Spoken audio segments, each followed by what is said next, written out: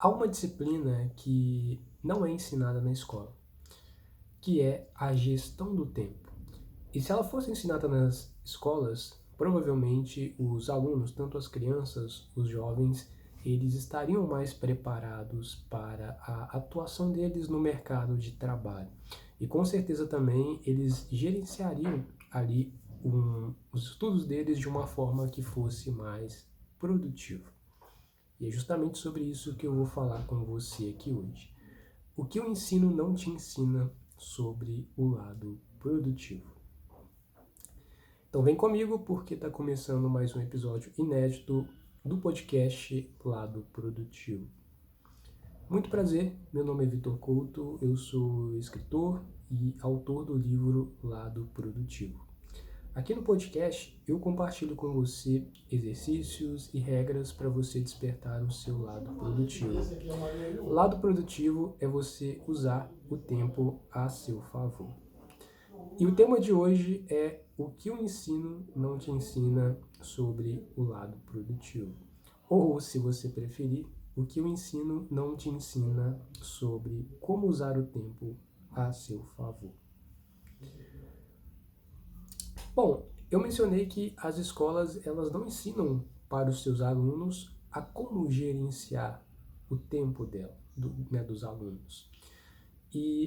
Mas só que a gestão do tempo ela não é a única habilidade que não é ensinada nas escolas. Não faz parte, da grade dos alunos, das disciplinas dos alunos.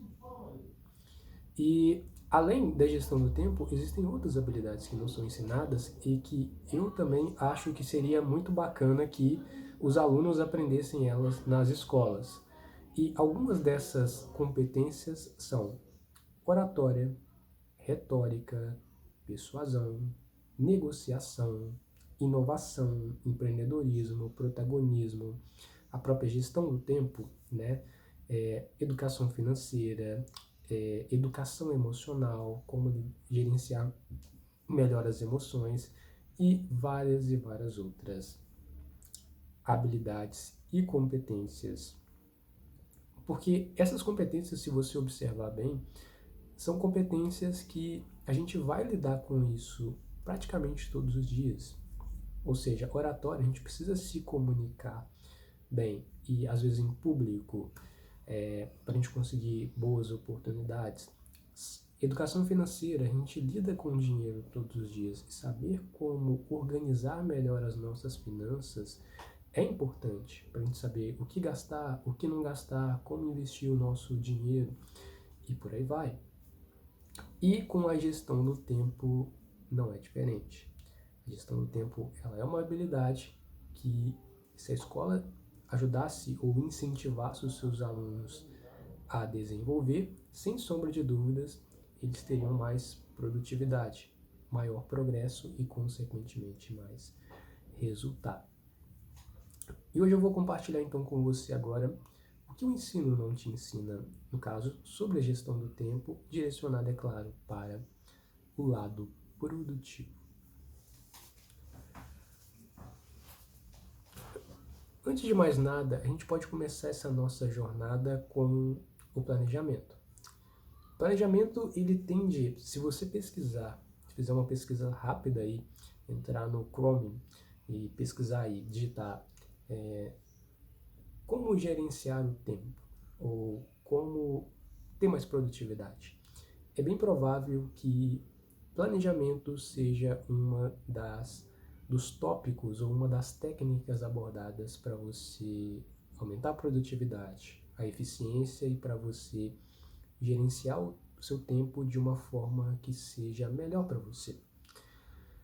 E o planejamento também foi uma das primeiras pesquisas que eu fiz para poder compreender se ele realmente era eficiente ou não para as pessoas gerenciar o tempo e até para minha própria vida. E eu cheguei à conclusão que sim, o planejamento ele é algo muito importante. Ele é a base, ele é o alicerce para que as pessoas consigam estar se organizando de uma forma que seja mais clara, que ajuda a pessoa a ter foco, ajuda a pessoa a sentir que tem ajuda a pessoa para que ela tenha maior consciência em relação ao que ela vai fazer. Então, o planejamento, o que seria o planejamento de uma forma mais objetiva? O planejamento, ele é um princípio, ou seja, ele é um atalho de tomadas de decisão. Então, lembrando, o princípio são atalhos de tomadas de decisão que facilita para que as pessoas tomem melhores decisões em relação a como que elas estarão gerenciando o tempo delas. E no caso, o planejamento ele é um desses princípios que fazem parte. E o planejamento ele é algo que o ensino não te ensina a fazer para que você possa estar gerenciando o seu tempo e esteja despertando o seu lado produtivo. E como é que seria, de uma forma mais simplificada, fazer um planejamento? E eu falo de uma forma simplificada porque, por exemplo, no livro Lado Produtivo é um capítulo inteiro só para falar do planejamento. E dentro do protocolo de priorização, que é a metodologia, é uma aula inteira detalhada para a gente entrar a fundo dentro do planejamento. Mas de uma forma clara, o objetivo do planejamento é você assumir o controle do seu tempo, assumir a responsabilidade em relação ao seu tempo. E você tem essa sensação de controle quando você faz um planejamento. O dia ele não vai simplesmente seguir, o dia ele não vai simplesmente acontecer. Não, o dia ele muitas vezes vai acontecer baseado no meu planejamento, baseado no que eu escrevi. Eu não estou dizendo que se você fizer um planejamento, o seu dia vai ser perfeito. Não, não é isso. Porque imprevistos acontecem, cancelamentos de compromissos acontecem, algo que você planejou pode dar errado, uma tarefa que você havia se comprometido a fazer pode dar errado, uma reunião que você iria fazer com uma pessoa, essa pessoa às vezes por algum motivo ela teve que se ausentar. Então imprevistos ocorrem mas quando você tem um planejamento, você pensa, ok, eu não vou poder fazer a reunião com essa pessoa agora, mas qual é a próxima tarefa que está aqui no meu planejamento? Eu vou remarcar a reunião com essa pessoa e vou fazer a próxima tarefa. Então, quando a pessoa ela tem um planejamento, ela consegue se reorganizar de uma forma melhor. Então, ela não sai totalmente fora ali das propostas dela, das perspectivas dela para aquele dia. E para a pessoa poder fazer um planejamento, para desenvolver, porque o planejamento não, apesar dele ser um princípio, ele também não deixa de ser uma habilidade daquele que a utiliza, certo? O planejamento ele tem 3 exercícios para que ele seja feito. O primeiro exercício é a captação, que é você reunir as informações que você guarda na sua mente, ou você guarda escrito em um caderno, ou que você guarda escrito em outro caderno, ou que você anotou numa mensagem que você enviou para as pessoas. A captação é onde você vai colocar em um espaço todas essas informações. E muitas dessas informações as pessoas costumam guardar na mente. E guardar informações na mente faz com que elas fiquem estressadas, faz com que elas fiquem preocupadas e faz com que isso gere ansiedade. Então, o primeiro exercício é a captação, o segundo exercício é a organização. Uma vez que você faz a captação das atividades, das tarefas, dos compromissos, dos projetos que você tem para realizar, daí você vai para a organização. Você vai organizar tudo isso. E aí tem critérios para isso. E depois a gente tem o terceiro exercício, que é a execução. Tanto a execução de você fazer a captação, de você fazer a organização, mas também de você executar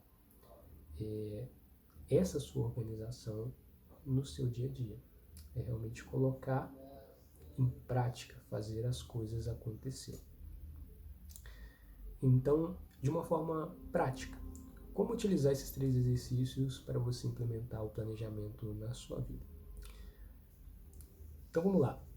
Você vai fazer primeiro a captação. Você pode pegar um caderno. É importante que seja um espaço só para você,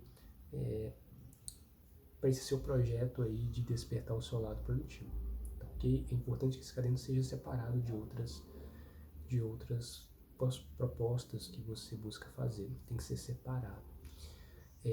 Então você pode pegar um caderno físico, você pode pegar uma folha de papel A4, você pode utilizar uma planilha, você pode utilizar um documento no seu computador, você pode utilizar um bloco de notas. Então o que não faltam são espaços para você estar fazendo a sua captação, para esse seu planejamento, tá ok? Então vamos supor que você escolhe o bloco de notas. Então, para você que gostaria de utilizar o bloco de notas também, para você que gostaria de utilizar o bloco de notas, eu recomendo o Evernote e o Google Keep, tá ok? Eu utilizo o Google Keep, consegue atender muito bem. Então, vamos supor que você escolhe o bloco de notas e, ok, você entra no bloco de notas e você cria uma nova nota. Ao criar essa nova nota, o título vai ser Planejamento. Agora chegou o momento de você fazer a captação desse seu planejamento de fato. E aí o que você pode fazer de proposta? Você vai anotar ali todas as informações que estão na sua mente. Então, por exemplo, você tem uma reunião com a presidente de uma empresa. E aí você anota que você tem uma reunião com essa pessoa, anota o dia e anota o horário. Você tem que anotar que você tem que ir numa festa na escola do seu filho, aí você anota isso também. Você vai anotando tudo, todas as tarefas que você tem para fazer ao longo da semana, ao longo do mês e até mesmo ao longo do ano. Porque muitos eventos, eles estão no longo prazo. Às vezes você tem um casamento para ir já marcado para o ano de 2025. Nossa, é muito longe, né? Mas às vezes por final do ano. Às vezes você tem um projeto que você deseja tocar em 2025. Às vezes você está inscrito em uma lista de espera para um curso que você quer fazer, que você deseja realizar. Então você precisa anotar para você poder se lembrar. E quando você tira essas informações da sua mente, você anota elas dentro desse espaço, normalmente as pessoas costumam não esquecer, o estresse tende a ser reduzido, as preocupações tendem a ser reduzidas, a ansiedade tende a ser reduzida e você tem uma maior clareza, maior consciência sobre o que você vai fazer e qualquer coisa é só você ir naquele espaço. Uma outra situação que também acontece é que às vezes as pessoas elas anotam, ou elas deixam na cabeça algumas informações, ou elas anotam em um papel, aí elas anotam em outro papel, então elas vão anotando e às vezes elas não se lembram aonde estão essas informações. E aí quando você tem todas as informações em um espaço como esse, fica mais fácil de você localizar a data de um compromisso que você confundiu que data que vai ser e tal. Ali você tem a clareza. Tá ok? Então você anota tudo nessa sua captação. As tarefas que você tem para fazer a semana, o hábito que você deseja criar, anota tudo. Tudo que você tem para fazer na semana, no mês e até mesmo no seu ano.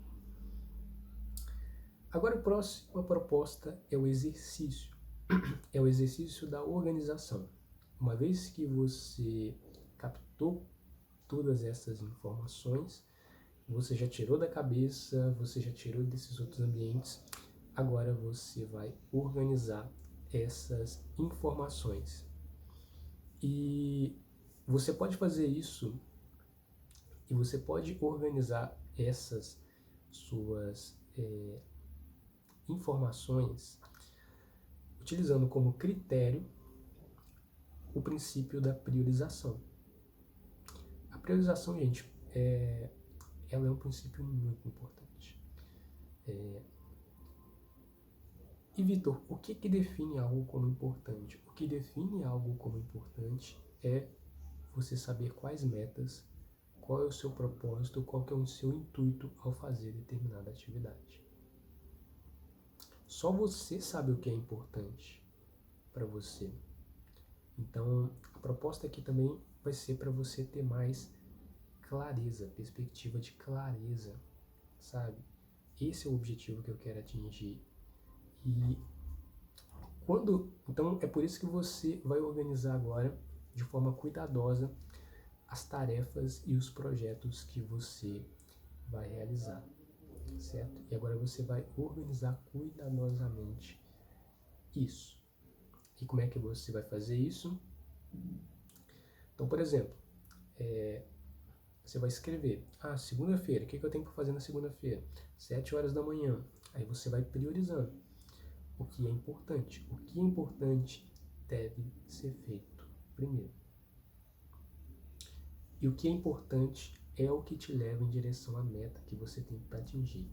O que é importante é o que te leva em direção a um propósito que você deseja alcançar. É claro que tarefas de ocupação fazem parte do nosso dia, fazem parte da nossa semana, fazem parte do nosso mês, mas é justamente por isso que você vai utilizar critérios sobre o que é importante. E o que é importante deve ser feito primeiro. Então, por exemplo, você tem uma tarefa. E outra coisa, se você puder também definir tarefas que são importantes, mas são muito complexas, e aí você tem duas tarefas que têm o mesmo nível de importância. Só que uma é uma tarefa divertida, a outra tarefa é complexa, faça a tarefa que é complexa primeiro. Por que você vai fazer a tarefa que é complexa primeiro? Primeiro porque a sua energia normalmente é mais alta no período da manhã, para a maioria das pessoas é o que acontece. E segundo que ao longo do dia, como a gente vai tomando várias decisões, a gente vai tendendo a ficar cansado, a ficar exausto ao longo do dia. E isso faz com que a nossa performance, nosso desempenho, a nossa produtividade tenda a cair. E a chance da pessoa não executar aquela tarefa tende a ser maior.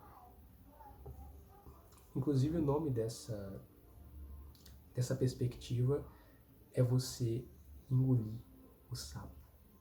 Ou seja, você engolir o sapo que você tem para aquele dia, certo? É uma frase do Mark Twain, né? Escritor. Então você faz isso de uma forma, então você detalha isso de uma forma específica, tá? Você organiza suas informações utilizando como critério, o princípio da importância. Primeiro, o mais importante. Organizando todas as tarefas, não só do dia, mas do dia, da semana, do mês e do ano. Depois que você organiza, aí chegou o momento da execução. E é importante dentro da execução você definir um dia para você fazer o seu planejamento, tá ok? Por exemplo, eu vou fazer o meu planejamento todo domingo às 7 horas da noite. Esse é o dia e o horário que eu vou fazer o meu planejamento. É importante você ter um dia e um horário para você poder fazer o seu planejamento. Isso tem que ser semanal, porque senão vão acumular mais tarefas, vão acumular mais informações que muitas vezes você guarda na sua mente. Então, por isso, tende a ser importante você estar fazendo o seu planejamento de forma semanal. Até semanal, inclusive, pode ocorrer também de ter muitas quantidades de demanda. E você vai perceber quando você estiver fazendo o seu planejamento que as coisas elas vão ficando mais claras. Você vai conseguindo ter maior consciência das suas tarefas, dos seus projetos, das suas atividades e dos seus projetos, das suas tarefas e das suas atividades que estão ali sendo propostas. E você define um dia e um horário que é melhor para você poder fazer. Para muitas pessoas, o domingo à noite é o melhor dia, mas talvez para você, na sua realidade, talvez não seja. E é importante você escolher um dia e um horário que você vai conseguir manter para poder estar fazendo todos os dias, tá certo? Então você anota aí no seu planejamento e executa o seu planejamento no seu dia a dia. E aí algumas pessoas podem estar perguntando, né? Que outra habilidade, que outra competência a escola poderia ensinar em relação ao gerenciamento do tempo? Eu considero que seria interessante a escola propor métodos, como por exemplo, métodos de gerenciamento do tempo, um sistema de foco, como por exemplo o Pomodoro. Pomodoro, a tradução dele é tomate. O Pomodoro, ele é uma técnica que foi desenvolvida pelo Francesco Cerello e essa proposta é a seguinte: a pessoa passa 25 minutos focado na tarefa que ela precisa fazer. Depois, quando o alarme toca que concluiu esses 25 minutos, a pessoa marca 5 minutos no temporizador. E aí, durante esses 5 minutos, a pessoa vai relaxar, a pessoa vai beber uma água, a pessoa vai se desconectar da tarefa que ela estava realizando. E aí ela vai pegar e depois ela vai marcar mais 25 minutos, onde ela vai voltar e trazer o foco para a tarefa. Quando concluir esses 25 minutos no temporizador, ela vai marcar 5 minutos de intervalo de novo, depois mais 25 minutos de foco na tarefa, depois 5 minutos de intervalo, e por último, no quarto ciclo, 25 minutos de foco na tarefa e 15 minutos de intervalo da tarefa. E a pessoa vai fazer isso durante 4 ciclos. Durante 4 ciclos, o quarto ciclo, o intervalo pode ser maior, certo? No caso, 15 minutos é a proposta. E isso é muito eficiente, principalmente para quem vai estudar. Mas pode ser aplicado para você no seu trabalho. Você está escrevendo um relatório, você está preenchendo informações em uma planilha de Excel, você está fazendo um slide para uma apresentação, você está carregando umas caixas e levando para outro cômodo, você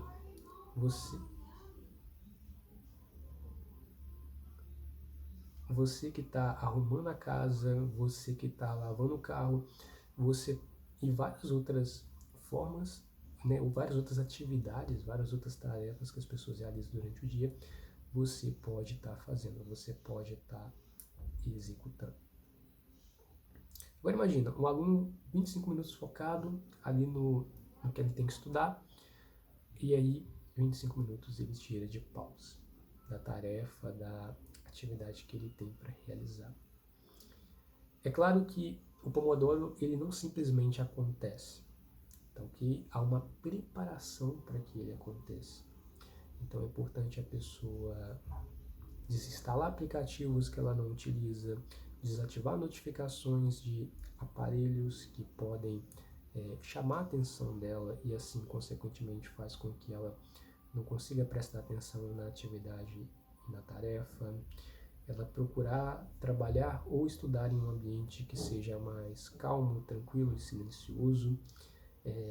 Se ela sabe que o barulho, que o ambiente onde ela trabalha pode sim ter pessoas chamando ela, é interessante ela fazer acordo com essas pessoas de que ela vai estudar naquele momento e em tal horário ela vai dar atenção para essas pessoas. A mesma situação se aplica para mensagens, para telefonemas, para comentários em redes sociais. É interessante a pessoa ela interessante essa pessoa conversar, realmente negociar com o horário com ela mesma e com os outros, o horário que ela vai entrar para poder responder mensagens, retornar telefonemas, retornar e-mails. Então, isso é muito importante também.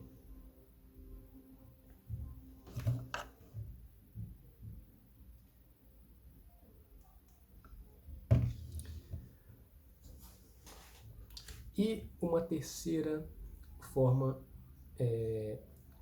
algo que o ensino não nos ensina e que é uma proposta que é interessante, são formatos para você poder estar gerenciando a sua energia. A gente precisa ter disposição tanto no aspecto físico quanto mental para a gente poder realizar as atividades, certo? Esse planejamento, ele é bonito, é bacana fazer um planejamento, mas mais do que isso, a gente tem a energia para poder executar esse planejamento.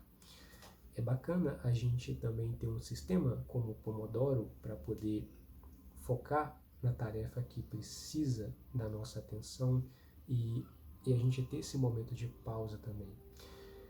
É justamente por isso que a gente precisa também trabalhar a nossa energia. Porque muitas vezes as pessoas estão constantemente cansadas, constantemente exaustas, e como é que elas vão realizar as tarefas com esse cansaço? A chance dela procrastinar, a chance dela não fazer aquilo que foi proposto e que inclusive ela planejou com tanto carinho que iria fazer, tende a ser menor dela executar. Então, algumas boas práticas, alguns bons hábitos em relação a você estar cuidando do corpo, estar cuidando da mente, são importantes para você ter energia. Qualidade de vida, bem-estar e, claro, essas atividades também podem aumentar o seu foco e a sua concentração na atividade. Algumas dessas atividades são, primeiro, pratique atividade física. É claro que se você tiver alguma questão em relação à sua saúde, o recomendado é você procurar um médico e ver o que você pode ou não pode fazer. Mas se você não tem nenhuma questão de saúde, sem problema. Então procure praticar atividade física e procure atividade física que você gosta e que você pode fazer e que você tem recursos para poder fazer. Seja praticar um esporte, seja academia, seja uma caminhada, seja correr, seja fazer flexões abdominais, polichinelos em casa mesmo, seja comprar uma esteira e colocar em casa. A questão é, não faltam sugestões e possibilidades. Tá, ok? E aí você vai fazer essa escolha baseado no que você gosta e baseado no que você tem possibilidade de fazer. A atividade física libera dopamina no nosso organismo.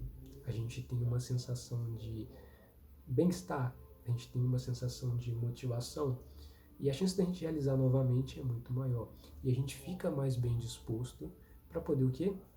Realizar as atividades do dia.